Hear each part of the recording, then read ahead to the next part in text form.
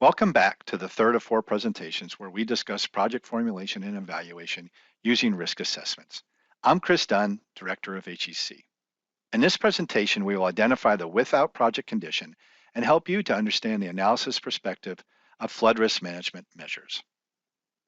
The overall objectives of this series of presentations is listed here. We've already provided an overview of SMART planning and described the plan formulation evaluation strategy for a SMART planning process. In this presentation, we'll identify the without project condition and help you to understand the analysis perspective of flood risk management measures. In the last presentation, we'll talk about compiling, displaying, and interpreting results. Now we want to challenge ourselves a bit to see how flood risk management projects change the three relationships and therefore the expected annual damages. I also want to introduce you to the idea of purposeful versus incidental impacts. So storage or a reservoir or a diversion, what relationship are they supposed to change? They're supposed to change their flow frequency relationship. Conveyance channels and changing their conveyance, that's changing our stage discharge relationship or our rating curve. Levees, they block your damage function and your consequences, so they change the stage damage relationship. And a levee, while it reduces the probability of getting flooded, it doesn't always decrease your consequences. Sometimes it increases your consequences because people will build behind the levee or the interior of the levee, and therefore your consequences can rise while your probability of flooding can decrease. So in this presentation, we want to alter the functions, performing with project analyses, and see how that impacts our expected annual damages. So in this presentation, or this slide, you'll see the evaluation of your without project base year condition. On the upper left is a damage reach with a stream channel going from top to bottom. And the upper right is a floodplain with a couple of houses in it. And then in the bottom left is your discharge probability curve or your flow frequency curve. In the middle is your stage discharge or your rating curve. And in the bottom right is your stage damage curve. The discharge probability curve is created by your hydrologist. The stage discharge curve is created by your hydraulics folks.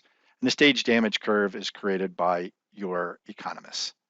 Okay, so this is a snapshot. These relationships represent a snapshot in time of the conditions at your damage reach for these particular structures and for this stream. Okay, so what happens in the future? So your most likely future year. So 20 or 30 years out. Well, a number of things could happen, and that's what you're supposed to determine is what might happen. So your discharge probability curve could increase due to the effects of urbanization. Your stage discharge curve could also increase because of fill placement to elevate the new development. Your stage damage curve could increase because of the new development, but it could also decrease over time. Over 20 to 30 years, if you expect that floodplain to see a number of floods without a project in place, then there could be attrition of damageable property, and your stage damage curve could actually go down. Okay. All right. Let's say we're going to do channel modification. That means we want to enlarge the channel, we want to decrease the roughness, maybe we want to straighten the channel. What's that supposed to do? Well, what it's supposed to do is drive down your stage discharge relationship or your rating curve. But an incidental impact could be that it could actually increase your discharge probability curve downstream because the volume of water that would formerly stay here in the damage reach, because it's now more efficient, is going to move downstream and is going to cause increased flooding downstream. So I'm not saying you can't perform channel modifications. What I am saying is that if you do perform channel modifications, you have to understand the intent and the incidental impacts. And if the incidental impact of flooding somebody downstream is not addressed, you can expect a lawsuit. So I'm just trying to say that you need to account for both purposeful and incidental impacts. Next, we put in a reservoir.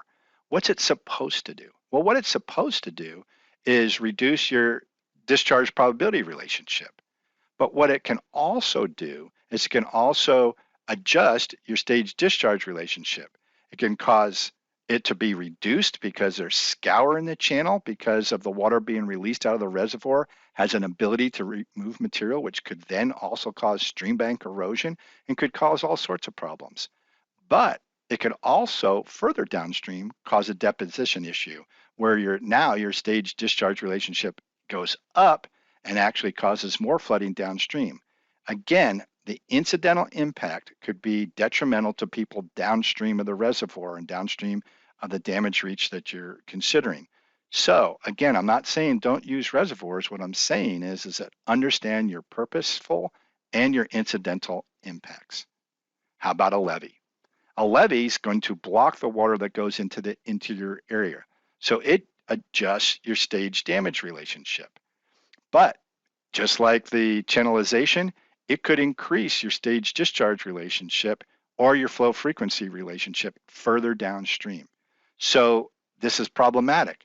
The levee helps you in your damage reach, but it transfers the risk to others downstream. Again, doesn't mean you can't use a levee, just means you have to understand the purposeful and incidental impacts. Non-structural measures. Let's say we want to raise structures.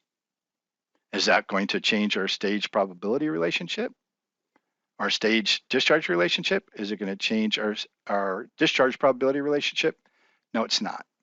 Okay, what it is going to do is it's going to decrease your stage damage relationship. Okay, and so that's a good thing. So non-structural measures could include flood proofing, relocation, raising of structures, land use control, or flood warning, all sorts of things that will lower your stage damage relationship without so much so of an incidental impact downstream of your damage reach. Take a look at dry flood proofing.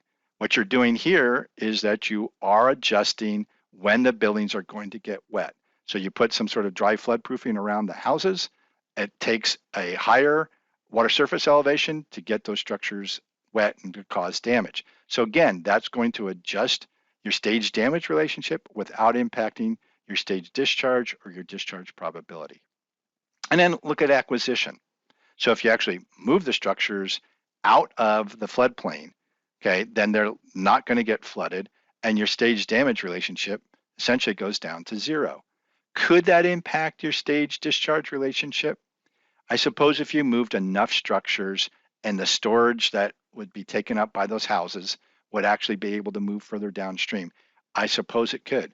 Again, just a note, you need to be mindful of your purposeful and incidental impacts. So I've completed the third of 4 presentations in this series introducing you to project formulation evaluation using risk assessments.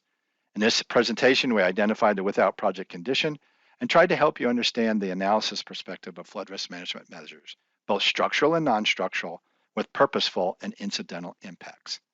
Now would be a great time to capture any questions you have on this session, and we can discuss them in our next discussion session. Thank you, and I look forward to seeing you in the next presentation.